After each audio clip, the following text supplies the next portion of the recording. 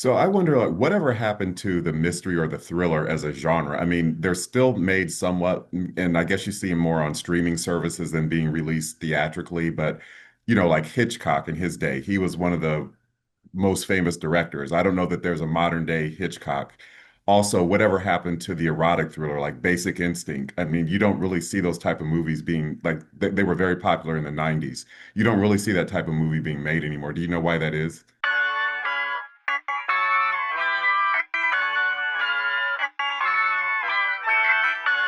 Hello, and welcome to Culture Beats, featuring conversations about pop culture and many other aspects of life.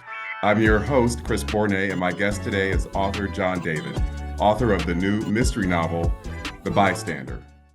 Hi, John. How are you? I'm doing great. Thanks for having me, Chris. Absolutely. So, The Bystander is, would you describe it more as a thriller or mystery, or what's the difference? Excellent question. If I was going to be technical about it, I would say it is a mystery with thriller elements. Okay. Um, and what's the difference is traditionally a thriller, your protagonist is there's probably more action, and maybe a protagonist might be kind of in peril, Okay. um, or kind of being chased around, kind of thing, a little bit more. Sometimes they say, um, so that's kind of the main difference. My book is not a traditional thriller by that definition, but what's been happening, for your own kind of edification, I guess, is that those lines are very blurred right now. So like a lot of folks, like, I kind of marketed my book as a mystery, but a lot of Mhm. people call it a thriller because Okay. there are some thriller type stuff in it. So the lines are blurry these days as to what the difference is. Right. And a lot of authors kind of blend genres and kind of, I think it helps to be able to reach the widest audience possible. So if someone who's a fan of thrillers would be interested in The Bystander, then, why not say it has thriller elements? Sure, absolutely, Yeah. absolutely. I want to reach Yeah. as many Yeah. people as possible. Absolutely. Yeah. And the premise sounds really fascinating. So if I have it correct, it's about a reporter who kind of stumbles into a viral moment when they capture someone stopping an active shooter. Is that right? That's exactly right. That's exactly Okay. right. Well put. Well summarized. So what gave you how did you get the idea for the bystander? So there's actually a real life incident that happened, that kind of inspired me to write the book. So in about 3 years ago in Indiana, there was an active shooter incident. A guy went into a mall in Indiana with an assault rifle, and he started to shoot. He killed three people. It's just kind of a tragic story. But there was a guy in the food court. His name is Eli Dicken. He was at the mall in Indiana in the food court, and he was carrying his handgun. And he took out his gun and he shot and killed the active shooter. And I was just fascinated by that story. I thought it was really interesting. Um, Eli Dicken he's a hero. He saved people's lives, his probably starting with his own and other people.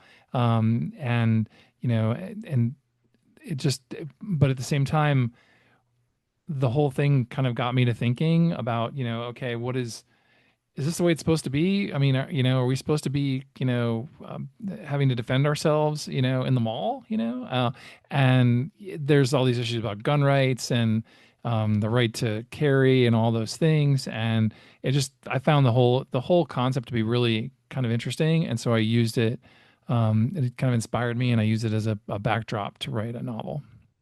Yeah, yeah. Unfortunately, it continues to be a really timely topic with, the time we're recording this, the Bondi Beach incident just happened and Yep.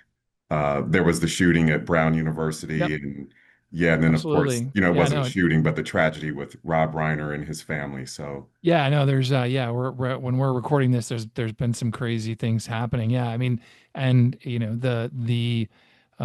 it's unfortunate, right? I mean, my book's a work of fiction, based on, inspired by a true event, but the true events keep happening, which is kind of sad. Yeah, yeah, it's like the old saying, life is stranger than fiction sometimes. Sure is. That's Yeah. true. Can you talk a little bit about your writing process? Like how do you aim for a certain word count every day or how do you go about writing books? I there's a lot of, stuff out there about that, and some people, write, get up religiously at 5 o'clock in the morning and they want to write 1,000 words a day and all that stuff. And that's not my process at all. I mean, I'm more of a, I mean, this is my full-time job. So, I've got a regular job. So I kind of write when I have inspiration. I'm sort of think about it a lot, and I try to put words on the page every day at some point in time. Sometimes it's early in the morning, sometimes it's late in the evening, sometimes I dictate things and then kind of go back and work on them. So, for me, it's kind of a jumble. I wish I was disciplined enough to get up at 5 o'clock in the morning. I wish I was cogent enough at 5 o'clock in the morning to go do it like some people do. I think there's something to that it might that I think there's something to that, like get up early and do it. A lot of writers are like that. I think their mind's clearer maybe or whatever, or they've just well rested or something like that. But for me, it's like I kind of write when I can find the moments. Yeah, yeah, it's yeah, because I also have a day job and I write as well. And like you said, it's trying to find the time. It's like those who have the luxury of being able to do it at the same time every day. I mean, that's great, but real life sometimes life gets in the way, and yeah, it's not always possible to have a set time that you never deviate from and write religiously at that time every Yeah. day. Yeah, I mean, if you listen, you see in interviews with like John Grisham, and he tells his whole process, and he gets up in the morning and he has a coffee and he talks to his wife, and then he goes to his, carriage house and sits and works for 3 or 4 hours and writes and whatever else, and then he said, oh, that's when I do it, and that's when I rewrite, and I often hear those stories and think that sounds like a great life. You like work 4 hours a day. What else? What did you do the rest of the day? Yeah. Um, and the answer is probably promoted his books and ran his businesses and did all those other things. I don't want to say an untoward word about John Grisham, but the point of it is that you're right. It's like most of us don't have the luxury of picking a time and doing it. So we have to grab them when we get them. Yeah, yeah, exactly. So, can you talk a bit about the it's kind of the premise of the bystander revolves around a football game, right? Yeah, so it's set against, they say write what you know. It's sort of Uh-huh. set against the Florida Georgia football weekend, big college football rivalry weekend. And it's just sort of that's the setting. And I'm a big college football guy, and Hmm. so I was looking at when I came up with the idea for this, I was like, okay, where am I going to set this story? And how, what am I going to do? And it just sort of came to me, I'm going to do this with the backdrop of the football game. And so that's where the idea came from. And so it ends up being so that the annual Florida Georgia football game, it's one of the great rivalries in college football history. It's 100 years or 100 years old or something like that. Um, it's controversial to the point that the schools can't even agree how many times they've played. Like they can't even agree on what the record is. That's how like vitriolic this rivalry is. And it's in Jacksonville every year, so like it's a neutral site game, and so that's where my book is set in Jacksonville. And I'm from Miami, but I decided to set it in Jacksonville primarily because I was my initial thought was I'm gonna have this as a backdrop as the Florida Georgia game, and then we'll go from there. Right, And right. that's where it came to pass. Yeah, I'm an Ohio State alum, so it kind of sounds like the Ohio State-Michigan rivalry. Yeah, similar thing. Yeah, absolutely, absolutely. So you're a happy Ohio State fan. You guys been happy for a long time. Yeah, yeah, except for we didn't do quite so well in the Indiana game, but Yeah, can't win them all. yeah, it literally. You can want to win them all, but and you don't have to win them all, because if you have to win them all, then you're an Alabama fan, and that's not the way to look at it. Right. Exactly. Yeah, so setting your book in Jacksonville, did you just sort of just pick whatever setting you felt was best, or did feel like I have to set my book in a place that will appeal to a lot of different readers, or did that not cross your mind or It really didn't. It didn't. it didn't I was not sort of thinking about asking those questions of who I would appeal to kind of thing. I specifically wanted I liked, for me, Jacksonville made sense for a couple of reasons. The first one is that I've been there, right? So I've been to the Florida Georgia game several times. I've visited Jacksonville many times. When I have a client there, so I've been around the town a few times, and I know the general geography. I've stayed there a bunch of times, kind of on the way going to other things. So I know enough, and there's something to that. Meaning, like, I kind of like that. I know enough to be dangerous, right? I know enough that I know where everything is and what it's like, but I'm not, I'm not tethered to the exact details because I don't know the exact details. So I just sort of, it's a general setting. The other thing is, I didn't really want to write a Miami book. Mhm. That's where I live. I'm a Miami guy.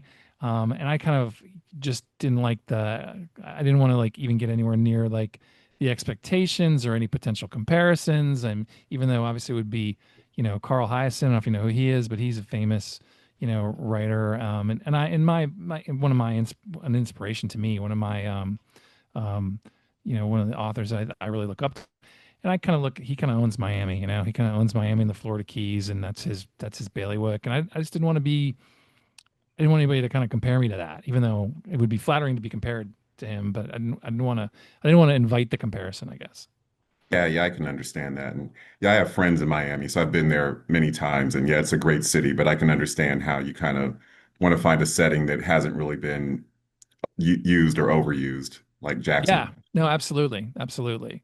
It's one of those things that because Miami's big and because so many crazy things happen in Miami, it's something unusual probably wouldn't play out the same way, even fictionally, it wouldn't play out the same way. Yeah, exactly. So, what is your writing process in terms of, are you someone who plots everything out ahead of time, or do you like James Patterson? Because I think James Patterson actually writes like a synopsis that's so detailed that it's like all he has to do is like go in and fill in the dialogue. Or are you more of like what they call a pantser, where you're just going by the I'm seat of your pants? total Okay. pantser, and you're astute. So you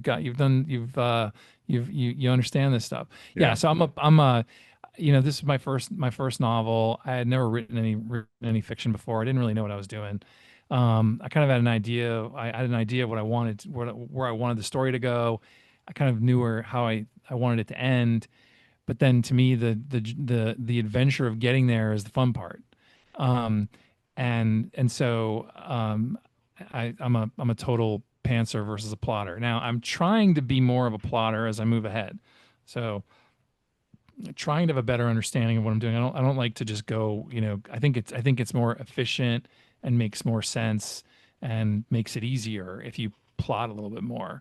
And I've heard the same James Patterson stories, and who am I to argue with James Patterson? Who's any of us to argue with James Patterson? And I heard a story which you may or may have heard, that he once wrote a 100-page outline for a book that he chose not to write. And so, yeah, I mean, I can't even really get my head around that. Yeah. Yeah, I'm of the personal opinion that there's no cookie cutter, one size fits all approach to Yeah, writing. I And for agree. me, I tend to plot things out, not as detailed as James Patterson, but I kind of look at it as a synopsis or a plot that you write out ahead of time. Is kind of like being a jazz musician. It's like you learn the notes and that frees you up Mhm. to improvise. Because to me, if I was writing something and I didn't even have like the basic framework in place, I would spend so much time trying to work out the details that like the like description and stuff would kind of suffer because I'd be too busy trying to like get the like story mechanics in place. But I think everyone's Yeah. different. Yeah, no, absolutely. I mean, for me, I think that um, I go through different phases where it's like I just want to get like a scene that's moving the story along kind of on the page, and then I kind of know I'm going to go back and I might change things and shift things or move things. And I was just doing some work this morning and I realized, it's like I got to go back. I got to go back and change something because it doesn't make sense. It's not making sense in my head, so it's not going to make sense to the reader. And but at the same time, there's to me, the kind of the twists and turns, they come in during the process. Like Yeah. I can't, that's the only way I can get to them. I can't get to them by outlining. I can outline what I think where the story's going to go and how I think it's going to end, and some of the, bigger points, but it's kind of the more fun twisty things, they come to me at the moment. Wouldn't it be interesting if we did this, versus like planning for that, if that makes sense. Yeah. Yeah. So, in your opinion, what are some of the elements of a good mystery? Because I know readers come to expect certain tropes. Do you feel like you have to include certain tropes in order to A, entertain the audience and B, satisfy the publisher? Or do you just kind of just tell the story that's in your head? I'm more of telling the story that's in my head. I Okay. think that I try to not be too influenced by other people, as much as I can, particularly with the idea of the story. It's like I don't want to, I don't want I don't want, clearly you don't want to copy somebody else, right? That's plagiarism, number one. And then the other thing is that I don't want to, I want to come up with, something that's just to me feels fresh and feels different. I'm not trying to knock down any barriers, or tell an untraditional story. But at the same time, I want to try to, I don't, clearly there's, things that are that the reader expects, right? They expect twists and turns, right? They expect to typically be, surprised at the end if you can. They try because your reader's reading a mystery novel, and they're trying to solve it along with you, right? And I have an author friend of mine who has the same. We share the same publisher, and he wrote a book, and it kind of ends with like a cliffhanger, and he got skewered, because it Wow. didn't like really have the ending that the readers were expecting. And for me, I'm trying to my books kind of end, in a way that's satisfactory to me as the writer and what I would want to see. And I kind of like I like a clean ending. I like a clean break. I like Hmm. I like I enjoy writing, an epilogue, which kind of explains here's what happened afterwards, and here's what this Hmm. happened to this person, and this was how somebody reacted at the end. Like that to me is as fun as it gets. So, but I definitely have, an editor, and my editor, will tell me, listen, we should work on something else here. We should add something here, or we should, don't fall into a trap here, kind of thing. And that's what great editors do. Yeah, yeah, for sure. So, were there any writers who influenced you? Absolutely. I mean, obviously I'm, middle-aged guy, so I read a lot. Um, I mean, currently, I think the writers that I'm really am most kind of impressed with, Anthony Horowitz. He wrote the Marble Hall Murders, which came out this year, and Hmm. Magpie Murders, and he's written a bunch of other books, written some television stuff. He was commissioned by the um, Ian Fleming estate. He's written James Bond books and stuff, also Sherlock Holmes stuff. So he's super talented, and I mean, I think he's the best mystery writer in the world right now, at least in my opinion. Um, so I love his stuff. I was really influenced for this book, by a writer named Catherine Stedman, Hmm. and she wrote a book called Something in the Water. And I really liked that book because it was a mystery, but it's not a murder mystery. Hmm. And that's one of my things is that I sort of feel like speaking of tropes, that that your book starts off with somebody being killed. I find that to be sort of limiting, quite Hmm. honestly. Like Hmm. I'd rather come up with a mystery that's a little bit different, that can still be a mystery, and it doesn't necessarily involve you know somebody got killed, and who killed him and why'd they kill him. It's like I find that, like I said, to be sort of limiting, and to me, part of the fun of it is coming up with a different sort of mystery, right? It's not necessarily just you know whatever, who killed Colonel Mustard in the conservatory with the lead pipe. Yeah, yeah. Because the traditional whodunit, like you said, it's like we already know somebody died. So it's to me, like more interesting if you're not sure if the person is dead or not, or like Gone, was it Gone Girl, where the woman ended up being like she was alive, but she like staged her own kidnapping. So Sure, yeah, sure. That's a winner. Yeah. yeah, Yeah. No, absolutely. It's again, that's part of it that's what makes like those types of twists on a traditional tale that I think that's what a lot of people are going for. So, yeah, yeah. good point. What about other movies? Are there, I mean, not necessarily either just mysteries or thrillers, but are there other movies that have influenced you as a storyteller? Um, you know, I watch a lot of movies. I Hmm. like all, it's all manners of movies, I guess. Um, and probably more, just traditional, action movies and comedy movies and stuff as Hmm. entertainment wise, or what I like to, what I like to watch. Um, and I think part of the my goal is always when I write is to kind of keep the story moving. I'm kind of like story, story, story. I want the story to be Hmm. good. I want it to really move along, and and I think that some of that comes from watching movies and knowing that when the movie audience, they're not really open that much to big exposition. They're like, Yeah, yeah, they really generally want to see and feel a kind of action and movement and moving a story along. It doesn't have to be, you know, Tom Cruise, Mission Impossible action, but I think most people want to when they read they want and when they read a story or being told a story they want it to kind of move along, and that's where I really focus on. right. So I wonder, like, whatever happened to the mystery or the thriller as a genre? I mean, they're still made somewhat, and I guess you see them more on streaming services than being released theatrically. But, like Hitchcock in his day, he was one of the most famous directors. I don't know that there's a modern day Hitchcock. Also, whatever happened to the erotic thriller, like Basic Instinct? I mean, you don't really see those type of movies being like they were very popular in the 90s. You don't really see that type of movie being made anymore. Do you know why that is?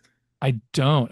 I mean, I think there's still mysteries that are being made. I mean, Hmm. they made the Knives Out. There's a new Knives Knives Out, Out. right? Yeah. Yep, exactly. Knives Out's a mystery, locked door mystery.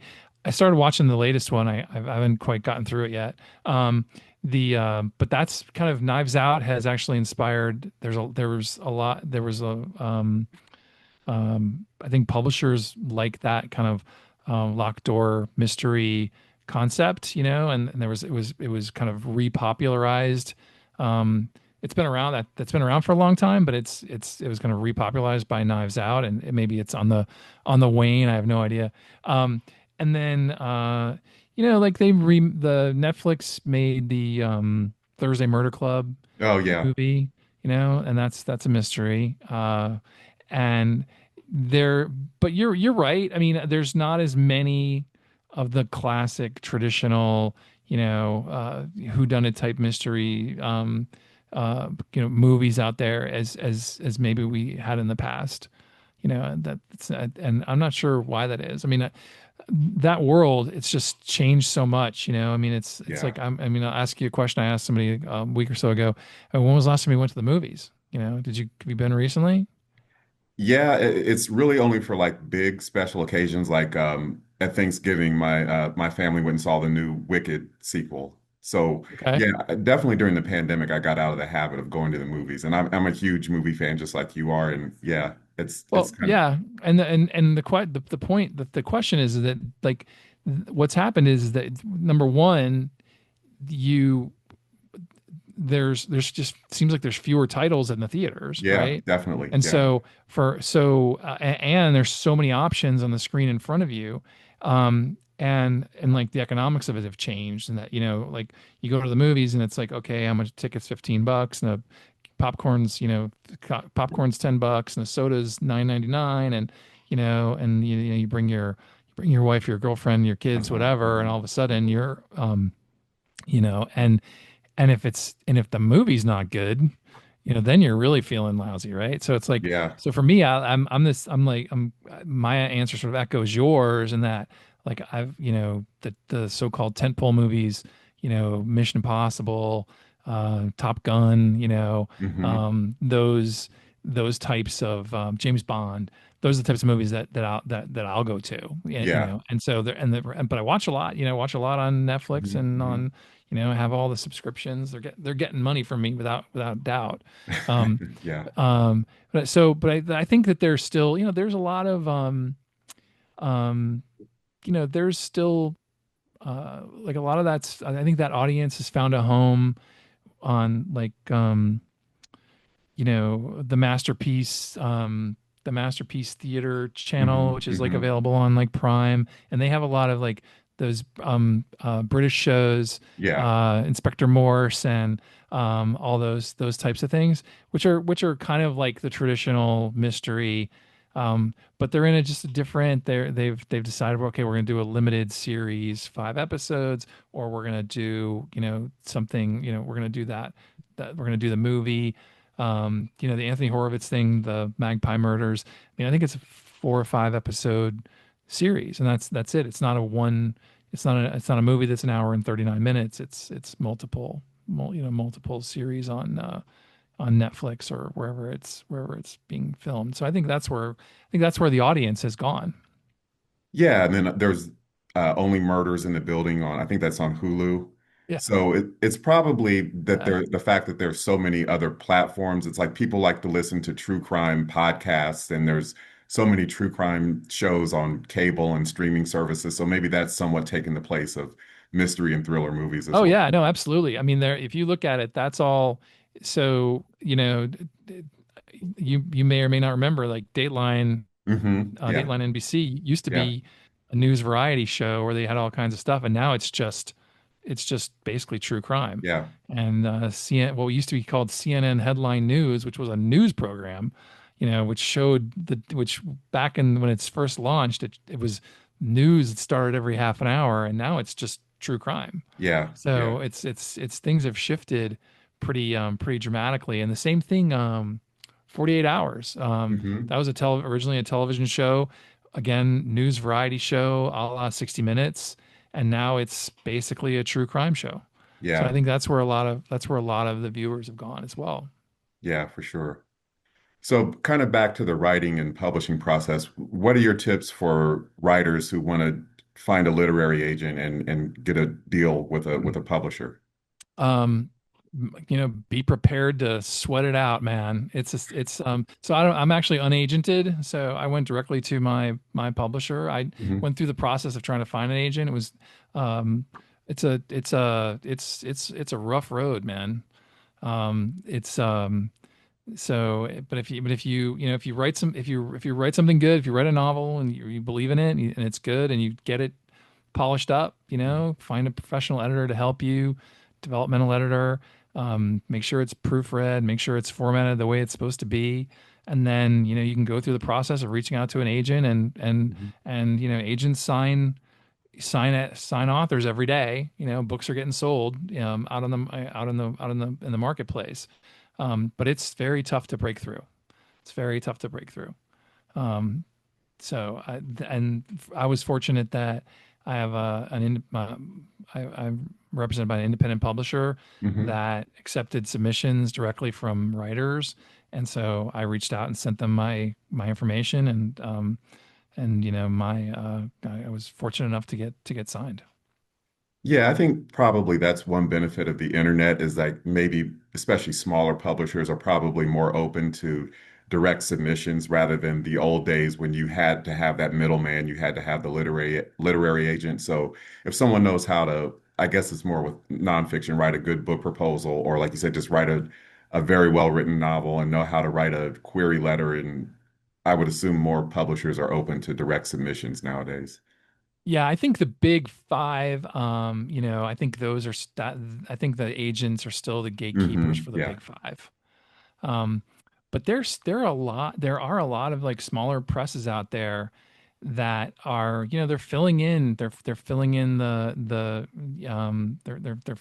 lanes, So, not, and I mean, in part because, you know, um, the traditional public, I mean, there's not as many bookstores, Yeah. so as there once was.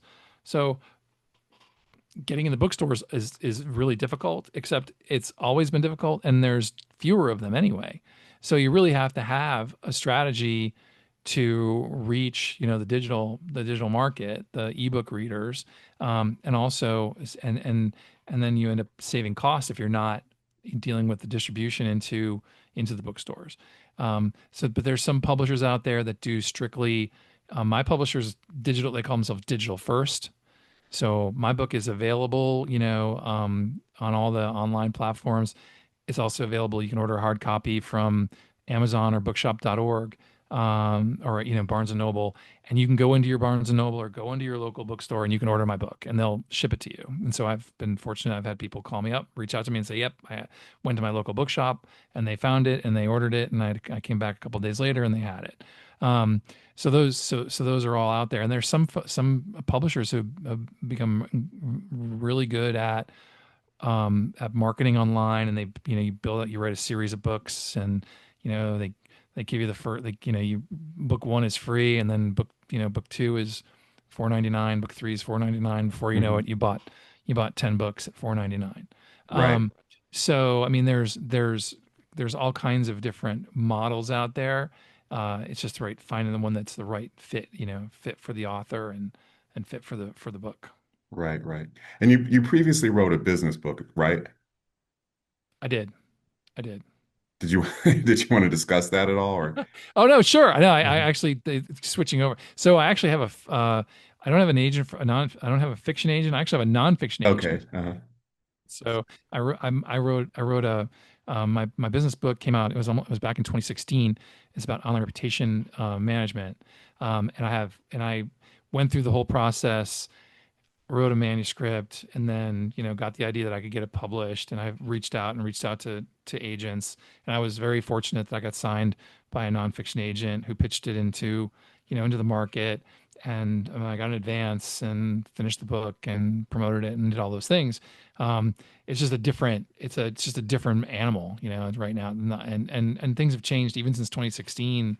Things have changed, but the fiction market is just trickier. I think there's more books and more, way more people read fiction than read nonfiction, and it's just really it's hard to break through. So Yeah. Yeah. The thing about nonfiction though is it's easier to kind of prove to either an agent or a publisher that there's like a problem you're solving. So it's kind of easier, I would assume, to kind of prove that this book is needed in the market because it's addressing a certain either current issue or solving a problem or a trend, addressing a trend or yeah, yeah, but I'll tell you the biggest difference, the big thing with nonfiction is that if you read a nonfiction book, the the first thing that an agent is going to look at is your platform. right. And they want to see how you're going to help them sell this book. Yeah. So they Yeah. want to see how many followers you have on Hmm. social media. They want to see if you have a podcast with a built-in audience of people who Hmm. like you and are going to want to buy your book. Do you do, that's and this is one reason why you see, newscasters, people who are on TV, on cable TV, who've written a book. They wrote a book, or reporters who work for major news outlets. They wrote a book about some topic that's in the news, about an individual, or about an event that happened or whatever. It's because they have a platform where they can talk about it, and they can get interviewed by CNN or by Fox or by whoever about Hmm. their book. And so in nonfiction, it's almost your platform is almost as important as the book, Right. believe it or not. And Yeah. so that's probably the biggest difference. I think I think that publishers in fiction wouldn't be, adverse to someone having a big platform who's a Hmm. fiction writer, and you see things like that creeping in. You know, James Patterson, who you mentioned before, he's writing books with Bill Clinton, and um, you know, Mike Lupica, and things like people who have another audience. Bill Clinton is a bigger name. Mike Lupica, I don't know if you know who he is, but he's a sports guy for a long time who writes books now. Um, One thing, I don't know if you saw the Harlan Coben book that's co-authored by Reese Witherspoon. Oh, wow. So you have this whole thing of, I mean, Harlan Coben, brilliant writer, and then all of a sudden you attach, a Hollywood A-lister, to it. And if you're a publisher, they're probably falling all over themselves to publish that Yeah. book. Yeah, I just wanted to touch real quick on the theme of your nonfiction book. So it was called How to Protect or Destroy Your Reputation Online, correct? Yep. So one thing I wonder as, with us being writers and being a published author, you're putting yourself out there. But one thing I wonder about, especially with those of us who have day jobs, is it's kind of a double-edged sword when you comment on social media about current events, because on the one hand, I call it looking like Nero playing the fiddle while no Rome is burning. If you don't comment at all, if you say nothing, kind of makes you look insensitive. But if you comment on a current event, you could very easily say the wrong thing and maybe not so much as get canceled, but definitely get a lot of blowback. So that seems like that's like a slippery slope. Would you agree with that? Yeah, I think it's really important that you think before you post. Yeah. Take a breath before you post. It's not a new rule. I mean, but think before you post. It's also, I think that it's I would always tell people, like, listen, if first thing is, would you say it to the person's face if you were right in front of them? And also, and then something about work or business, like, would you say it? Would you walk in and say that in the lunchroom with all your employees or all your coworkers around? Like, don't dude, you have to sell. We have to, you self police, self moderate your stuff.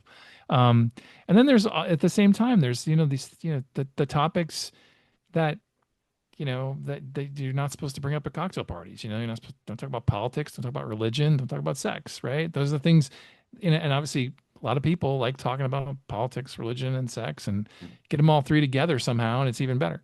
But I think that's a big thing. And then also having, making sure that where you're posting is a safe enough space for you. Hmm. So I did something when I started on I set my own rule on Facebook. My rule on Facebook is that I don't have any friends on Facebook who I've never met, like, in person. Yeah. Like, that's been one of my rules. Now, maybe if I'm somebody who's a work colleague or something, or somebody but I don't have any friends or people I've, like, never who I've never talked to before. Somebody reaches out to me, oh, I want to be your friend. I'm like, I don't know who you are. I'm not going to put you on my list. And that's because I look at my Facebook page as kind of a closed space. Hmm. And so people who are there, they know me and they know my sense of humor and they know my sensibility, and they know that when I'm, they know who I am. And so if I were to say something that was, whatever, somewhat untoward or was overly political or whatever, they know me, right? And they'll go, yeah, I get where he's coming from. I don't agree with him, but I'm okay. I get where he's coming from, And so, like, that's one of my personal things. Like, I don't go on Twitter and just start blasting about Republicans or Democrats or independents or anybody. Yeah. It's like I'm like, that's not where I want to sit, where I want to be. Because I mean, listen, I'm a professional person. I have Hmm. clients. I Hmm. have clients who are diehard conservative, way to the right, and I have clients who are diehard, really liberal, way to the left. And I gotta, I gotta be in the middle. So I think that the biggest thing when it comes to it is just to sort of think before you post, and make sure that you're not, you don't want to inflame people for the purpose of inflaming them. It's like, it doesn't, don't be a troll. It's not a good look for anybody. Yeah. Some people, I think, they think being controversial and, putting things out there that is clickbait that will get them more followers and, make a name for themselves. But yeah, all publicity is not good publicity.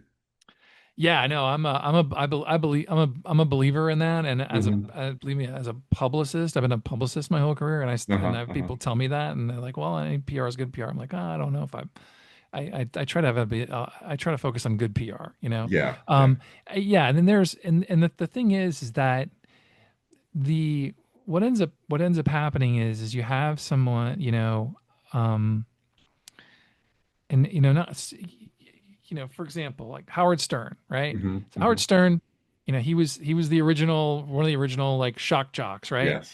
And it's like, and then there were people who came after him, and they thought the formula was just to be as shocking as possible, and they kind of missed. They kind of overshot. They're gone now, right? He's still around because he's actually modulated himself. He's Yeah. and you have folks who are like, okay, I'm gonna go on there, and then I'm gonna go on a podcast, or I'm gonna go and build out a platform where I'm just trying to get people's attention by saying as shocking a thing as possible. And it's just like that doesn't necessarily work. Because it worked. you know Howard Stern was doing it before anybody else was doing it, and he also is a smart guy, and he knew when to back off. Hmm. And the same the so what's the next trend? I don't know. But at the same time, you don't want to necessarily be the follower who's just kind of yelling louder and yelling more incoherently. So I think that's part of it. And Yeah. so Words to live by. everything's Well, everything's switching on a regular basis. Everything's changing, and what worked a week ago maybe doesn't work now, yeah, it's like the sand is shifting under our feet every without a single doubt. day. Without a Yeah. doubt. Yeah. Well, John, it's really been great talking to you. I look forward to reading The Bystander, and thanks again for making the time to speak with me. Absolutely, Chris. Thanks so much. It was fun. If you like this video, please leave a comment, share it, and subscribe to my channel.